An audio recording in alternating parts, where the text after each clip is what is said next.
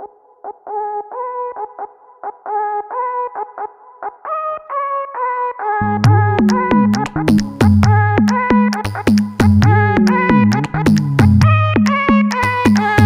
girls, girls, you know they wanna party all night. You know they wanna party till the sun comes.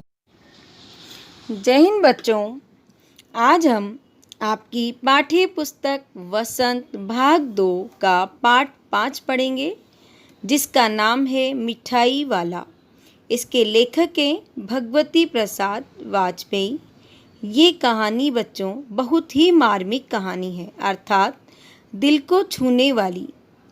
इसमें मिठाई वाला बच्चों की खुशी के लिए मिठाइयाँ, बांसुरी, खिलौने सभी कुछ बहुत ही सस्ते दामों में बेचता है। वह पहले खिलौने वाला बनकर आता है, फिर मुरली वाला बनकर और अंत में मिठाई वाला बनकर बच्चों के बीच आता है और बच्चों को खुशियाँ देकर अपने दुख दूर करने की कोशिश करता है। तो आइए शुरू करते हैं। खिलौने वाला अपने खिलौने बेचने के लिए मादक और मधुर स्वर में गाता है। बच्चों को बहलाने वाला खिलौने वाला। उसके मुंह से अधूरा सा वाक्य सुनते ही बच्चों में हलचल मच जाती थी। बच्चे अपना खेलना भूलकर उसके पास चले आते थे। युवतियां अपने दरवाजे पर पड़ी चिक उठाकर छज्जों से नीचे झांकने लगती थी। बच्चों से घिरा हुआ खिलौने वाला अपने खिलौनों की पेटी खोलकर बच्चों के बीच बैठ जाता था। खिलौने देखकर पुलकित बच्चे अपनी तोतली आवाज़ में उनका दाम पूछते। इचका दाम क्या है? ओल इचका दाम, ओल इचका। खिलौने वाला बच्चों की छोटी छोटी उंगलियों में दबे हुए पैसे लेकर खिलौने दे देता था। बच्चे अपने खेलने में मग्न हो जाते और फिर खिलौने वाला उसी प्रकार गाकर कहता, बच्चों को बहलाने वाला खिलौने वाला। उसका यह मादक स्वर इस ओर से उस ओर तक लहराता हुआ पहुंचता और खिलौने वाला आगे बढ़ जाता। राय विजय बहादुर के बच्चे भी एक दिन खिलौने लेकर घर आए। वे 2 बच्चे थे, चुन्नू और मुन्नू।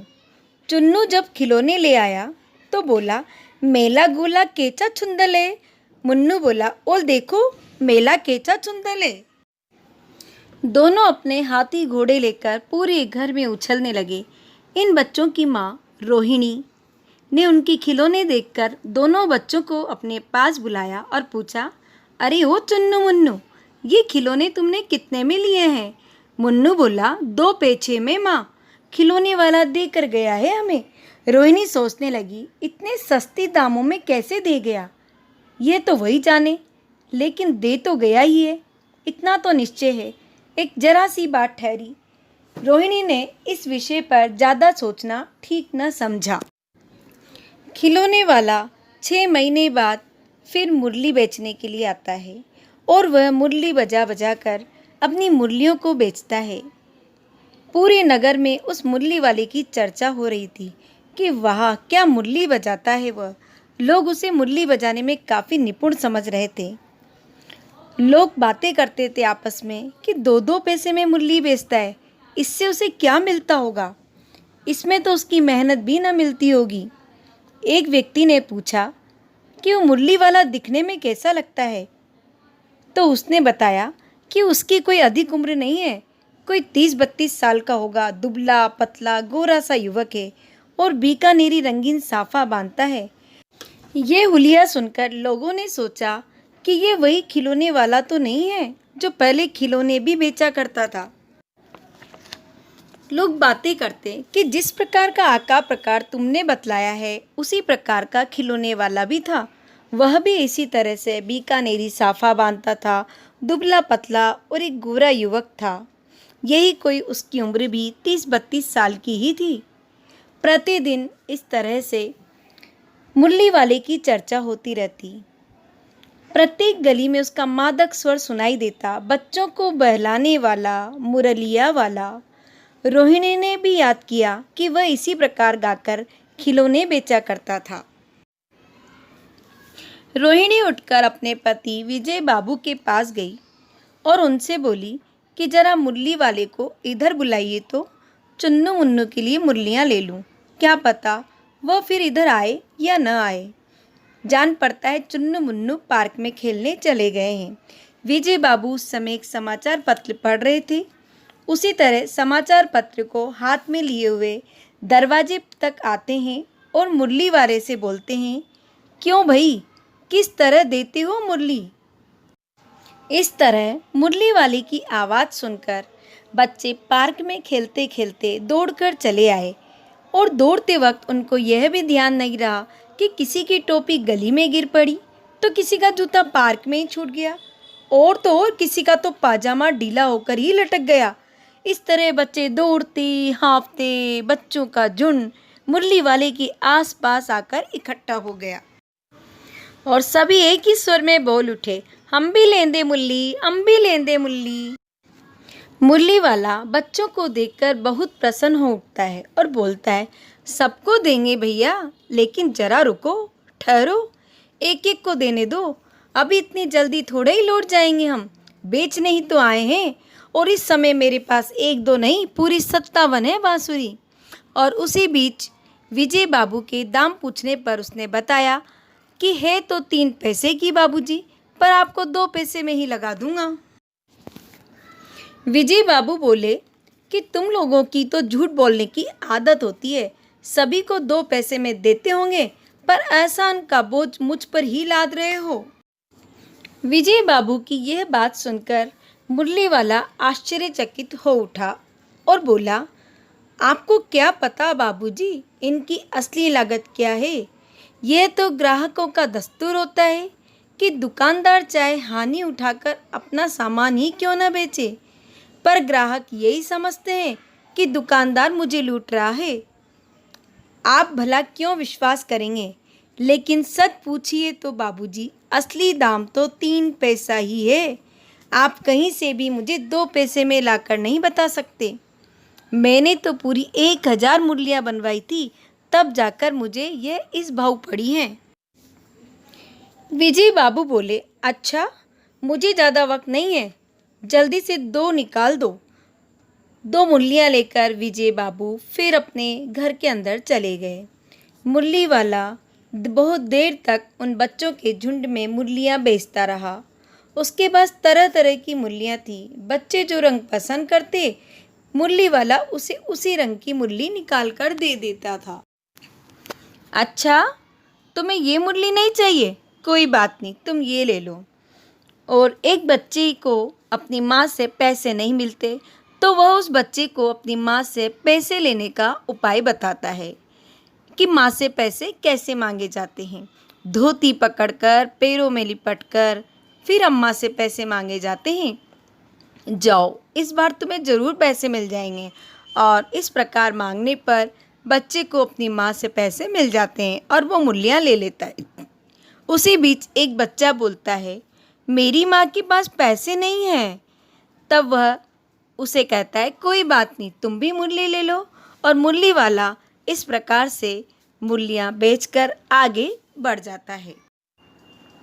मुरली वाला काफ़ी दिनों तक वापस नहीं आया, पर अपनी सहृदयता और सस्ती मुरलियाँ बेचने की अमिट छाप सबके दिलों पर छोड़ गया। उसकी प्यार भरी आवाज़ को रोहिणी अक्सर याद किया करती थी। 8 महीने के बाद वही मुरली वाला फिर मिठाइयाँ बेचने के लिए आता है। सर्दी के दिन थे। रोहिणी स्नान करके अपने मकान की छत पर अपने घुटनों तक लंबे बालों को सुखा रही थी। उसी बीच उसे गली में से एक स्वर सुनाई पड़ता है, बच्चों को बहलाने वाला मिठाई वाला। यह स्वर सुनकर रोहिणी छत से नीचे आ गई और बच्चों की दादी से बोली, दादी, चुन्नू मुन्नू के लिए मिठाइयाँ ले लेती हूँ, जरा मिठाई वाले को बुलाना तो।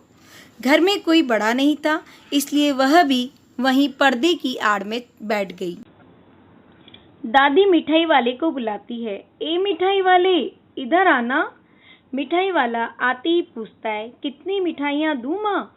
ये खट्टी मीठी जायकेदार हैं, रंग बिरंगी, कुछ कुछ खट्टी हैं, कुछ कुछ मीठी। बड़ी देर तक मुंह में टिकती हैं, जल्दी नहीं घुलती हैं। बच्चे इसे बड़े चाव से चूसते हैं। 1 पैसे की 16 देता हूँ मैं। दादी बोली, 16 तो बहुत कम है भाई, भला 25 तो दो। मिठाई वाला बोला, नहीं दे सकता इससे अधिक मैं, इतना देता हूँ वह भी क्या। रोहिणी दादी के पास ही बैठी थी, बोली, दादी फिर भी काफ़ी सस्ता दे रहा है, 4 पैसे की ले लो। मिठाई वाला मिठाइयाँ गिनने लगता है तो दादी बोलती है, भाई 1 पैसे की 25 नहीं 20 ही दे दो, और उसी के साथ मुस्कुराती है। रोहिणी ने दादी से कहा कि दादी इनसे पूछो कि इस शहर में पहले भी कभी आए थे या पहली बार आए हो, यहाँ के तो ये निवासी लगते नहीं। दादी के पूछने से पहले ही मिठाई वाले ने जवाब दिया, पहली बार नहीं और भी कई बार आ चुका हूँ। रोहिणी के पूछने पर मिठाई वाला बताता है कि पहले मुरली लेकर आया था और उससे भी पहले खिलौने लेकर आया था।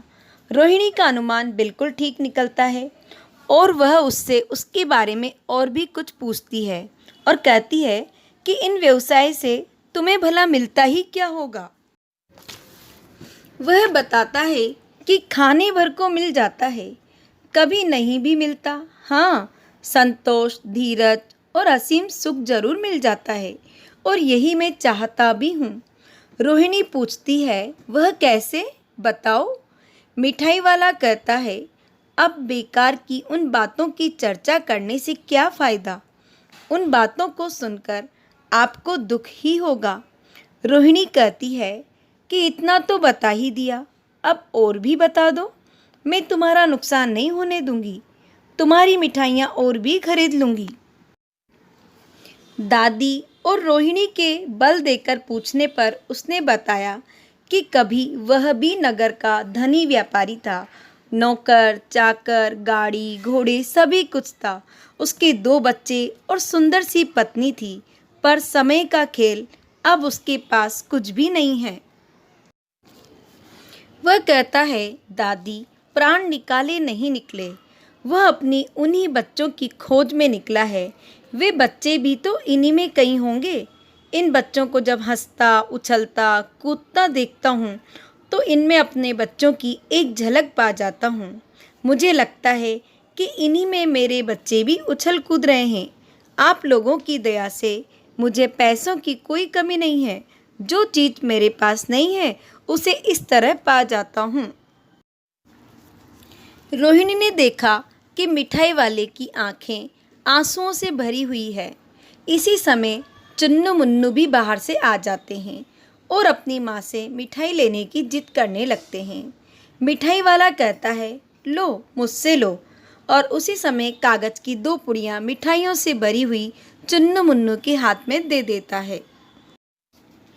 रोहिणी उसे पर्दे की आड़ से ही पैसे देना चाहती थी, लेकिन उसने कहा, इस बार मैं पैसे नहीं लूँगा, और उसी प्रकार मादक मृदुल स्वर में बच्चों को बहलाने वाला मिठाई वाला यह गाता हुआ आगे बढ़ जाता है। बच्चों, इस वीडियो को सुनने के बाद आपको यह पाठ पूरी तरह से समझ में आ गया होगा। Thank you children.